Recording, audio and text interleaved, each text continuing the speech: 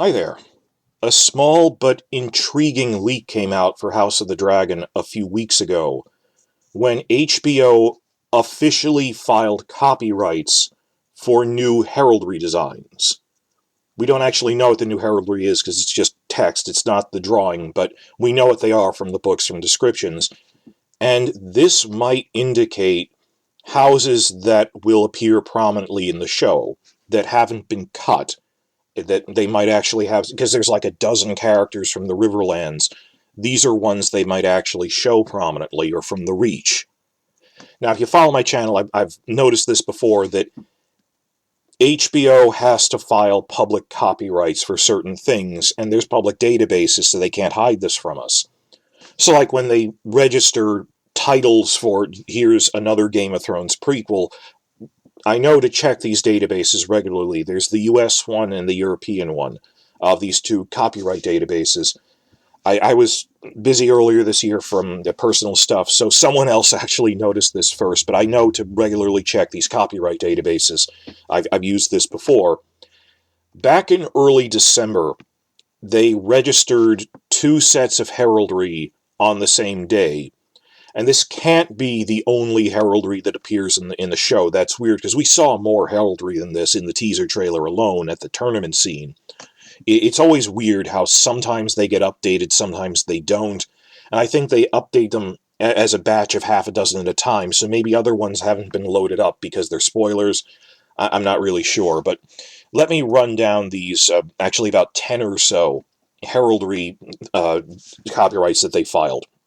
We have House Bar-Emmon, House Karen, House Corbray, House Mooten, House Mudd, which is weird, I'll explain that in a minute, House Rowan, House Staunton, House Strong, and then they refile for House Targaryen and House Tarly. They actually refile for like House Stark and House Tarly every year or so to just keep the copyright updated. You have to renew them. But most of these are things that haven't appeared in live action before at all. House Strong makes sense because Lionel Strong is a member of the Small Council. You have Harwin Strong, who Rhaenyra is in a relationship with, and we've actually seen the Strong sigil in spy photos. It's a simple sigil of just a red line, a green line, and a blue line for the three forks of the trident, because they're from the Riverlands. It's nothing much to get excited about, but okay, it's a new sigil for the Strongs. As for everyone else, that gets interesting. Well, House Bar-Emmon and House Staunton are close allies of Rhaenyra on Dragonstone. That they explain this, that it happened with Stannis actually, that the outer parts of the Crown lands that are closer to Dragonstone, like islands and peninsulas, they tend to be more loyal to Dragonstone than King's Landing, so they sided with Stannis in the War of the Five Kings. These are Rhaenyra loyalists in the Dance of the Dragons, so House Bar-Emmon, they're a member of Rhaenyra's council. They're not huge characters, but they're in there. House Bar-Emmon's sigil is a blue swordfish on white and silver latticework. And they might change this around a bit. The TV show heraldry doesn't always exactly match what it is in the books. Like, even the Arryn heraldry is slightly different, but okay, they're adapting it. So that's Bar-Emmon. And Staunton. Staunton is important because they're the rulers of Rook's Rest, where a big battle will eventually happen. Their sigil is two black wings on a white bar, set on a checkered field of black and gray. And I've spotted what I'm pretty sure is that in spy photos folded up in a wagon. Also, further north in the Riverlands, but close by, is House Mooten of Maidenpool. Their sigil is a red salmon on a white field outlined in gold. They go to fight at Rook's Rest, the Mootons, so they're in that too. We also have House Corbray, which is three black ravens, each holding a red heart on white. They're from the Vale, but we think we saw that in the tournament scene, in the teaser trailer, that we briefly saw what was probably a Corbray sigil. So they might not be in the story that much, other than, hey, we showed up at a tournament. I don't know if they'll be named characters, but the Bar-Emmons are part of Rhaenyra's close followers, as are the Stauntons because of the Battle of Rook's Rest. Their home. That all fits. What got me really excited was House Rowan, a golden tree on silver. because there was this big question of whether they would cut the Reach subplot or not. That basically there's a historical divide between the northern and southern parts of the Reach. It's like northern versus southern France, because the Reach is basically France. That the High Towers rule Old Town in the southern Reach, but in the north and east of the Reach, there's House Tarly and House Rowan. House Rowan are the northern border marcher lords along the border with the Riverlands and the Westerlands. That in the story, while some of the great houses side with one or the other, like the north sides with Rhaenyra, the Westerlands under the Lannisters side with Alicent and Aegon II, the Reach is split.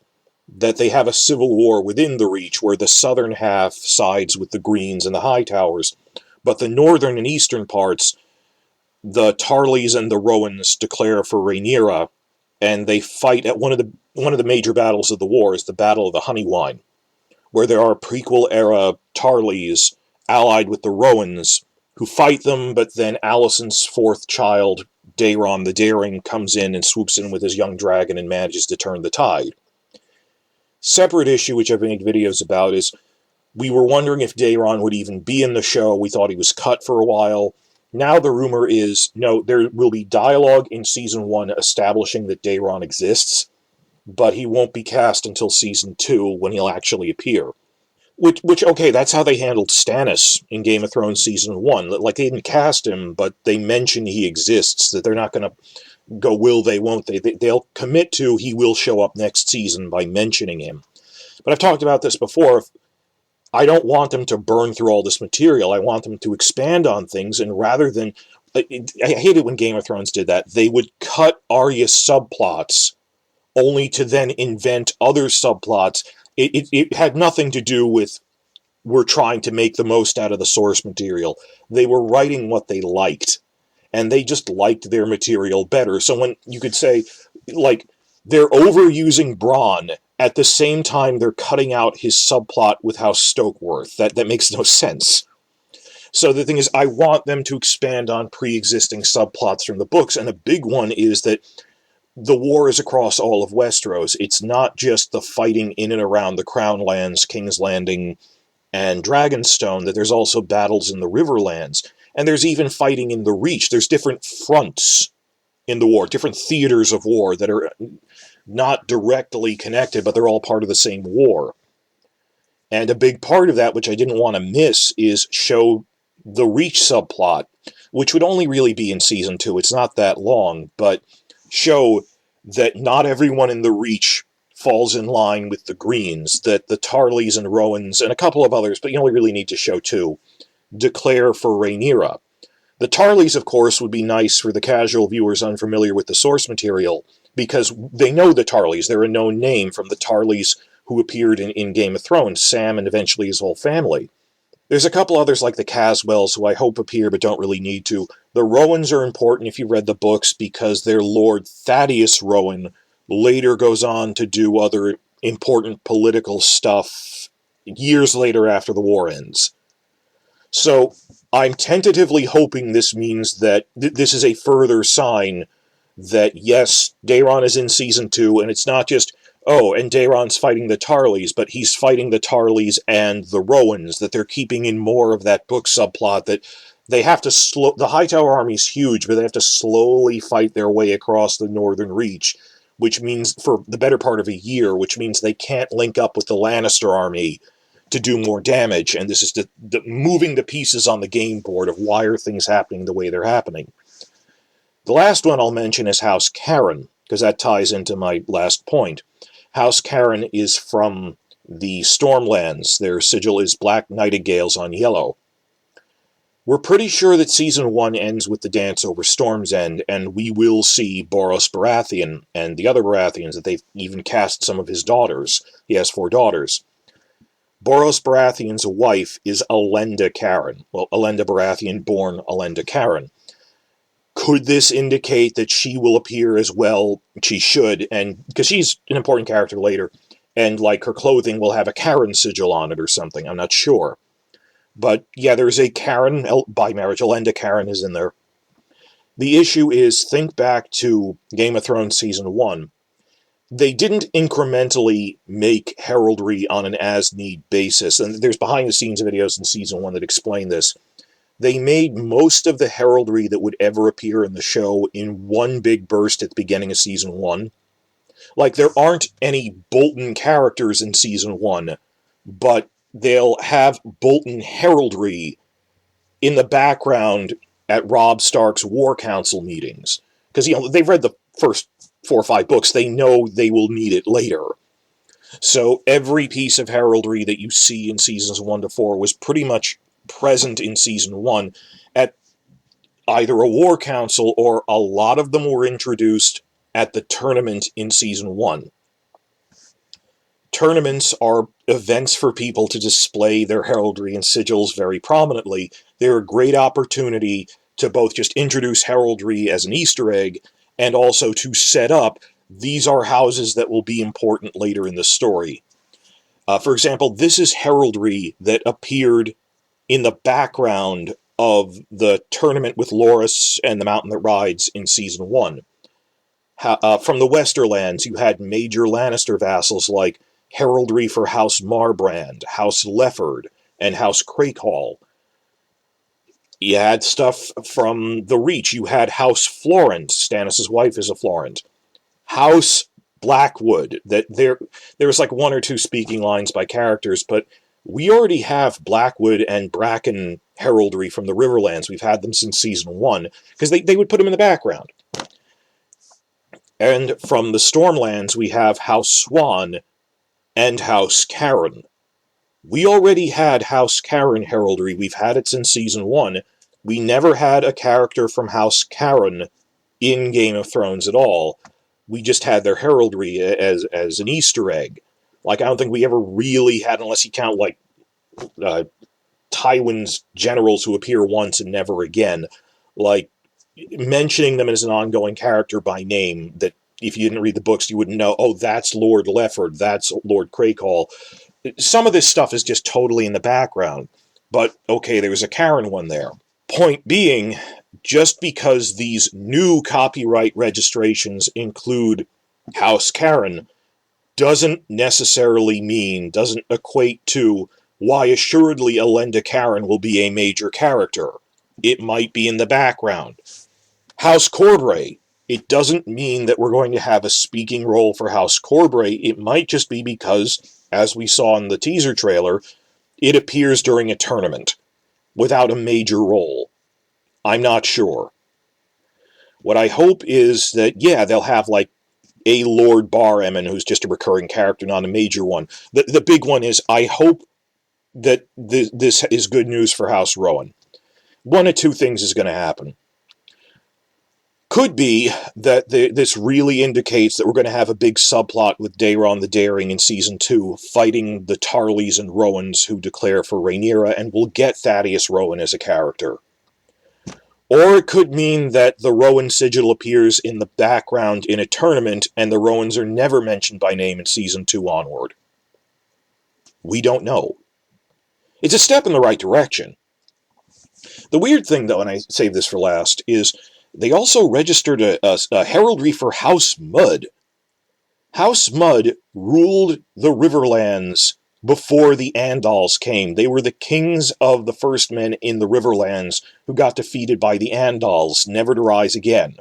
Their heraldry was a golden crown studded with emeralds on a red-brown field. Why would they be making heraldry for this?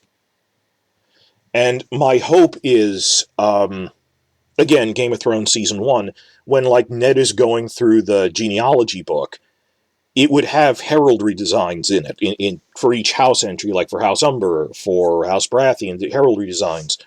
We've heard that King Viserys is quite scholarly, and descriptions of his study, his solar, he has a lot of open history books in it.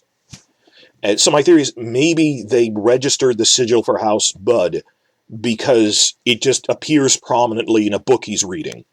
Or, the Book of the Brothers, the White Book of the Kingsguard, also, like, introduced prominently on screen in a close-up, the sigil of Sir Duncan the Tall. And it's just in a book, it's not on a banner. So maybe the House Mud thing will be in a history book. That's what I think they're doing, unless they're doing something weird, but we'll be on the lookout for that. And why did you register these, but not some of the other heraldry that we saw in the teaser or know will appear? A fun thing will be when they finally register the copyrighted sigils for Rhaenyra's faction and Aegon II's faction, that they have personal sigils, which eventually their factions in the war take as their war banners. That Aegon II has the normal Targaryen sigil, but it's a gold three-headed dragon because he has a gold dragon, Sunfire. And Rhaenyra, her heraldry is quartered. That two of the quarters are Targaryen, the other two are an Arryn sigil for her mother, and the other one is a Velaryon sigil for her husband, and they're her major supporters. That's another thing. We have seen spy photos of the Velaryon sigil very prominently. Not even spy photos. We've seen it on the official character promo pics they put out for Corlys. It's on his chest. But they haven't registered it yet, or at least not publicly. I think a lot of this is copyrighted, but they only release some of them when they're not spoilers anymore. I'm not sure how that works. For that matter, I made a video about we've seen the sigil for House Celtigar in spy photos.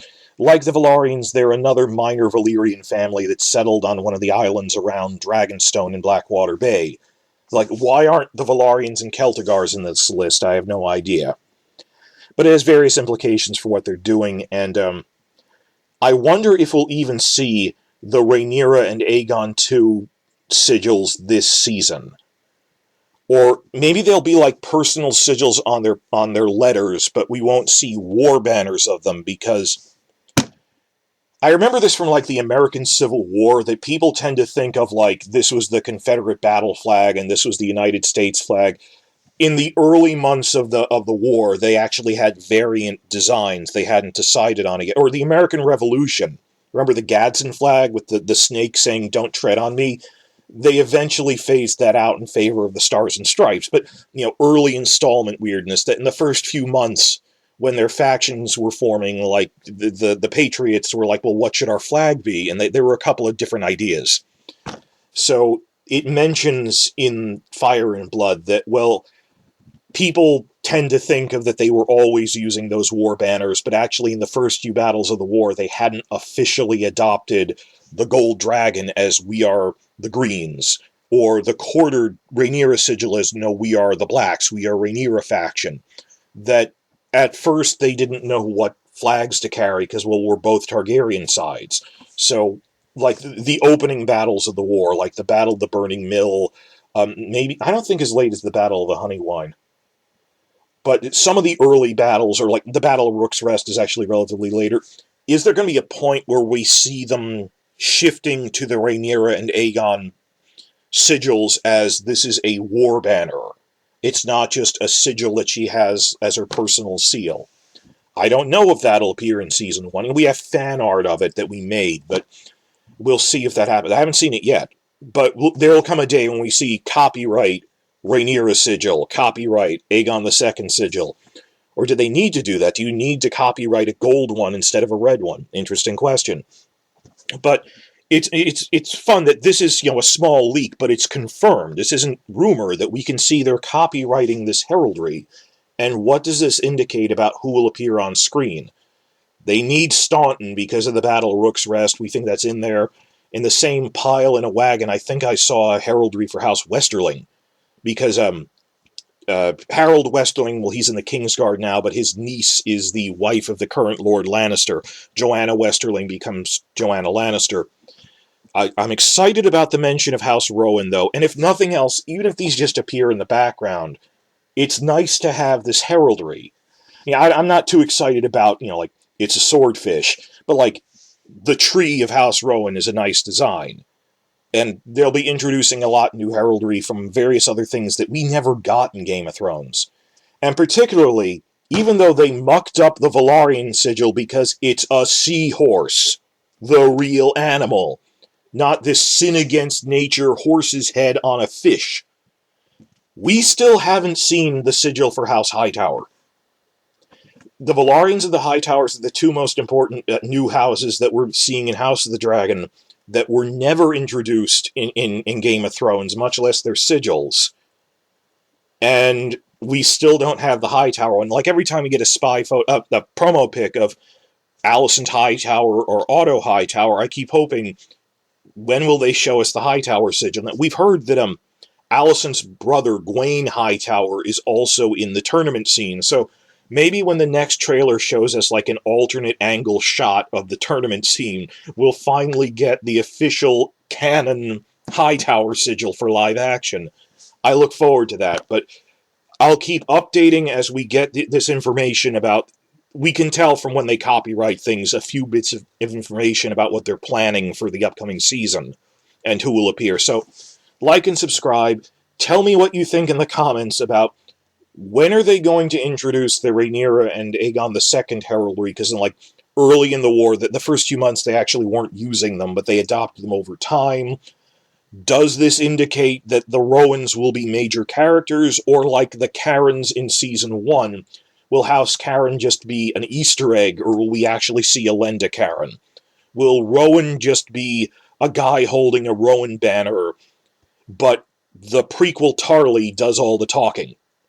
That is Lord Tarly going to do all the talking, you just see a guy holding a Rowan banner next to him?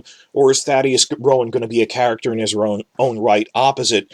No, it's Alan Tarly is the one here. Sam Tarly. Samantha Tarly is his sister, who is married to Lord Hightower. It's complicated. How much does this indicate what we'll actually see? They're intriguing. They'll at least appear. How much will they appear? What do you guys think?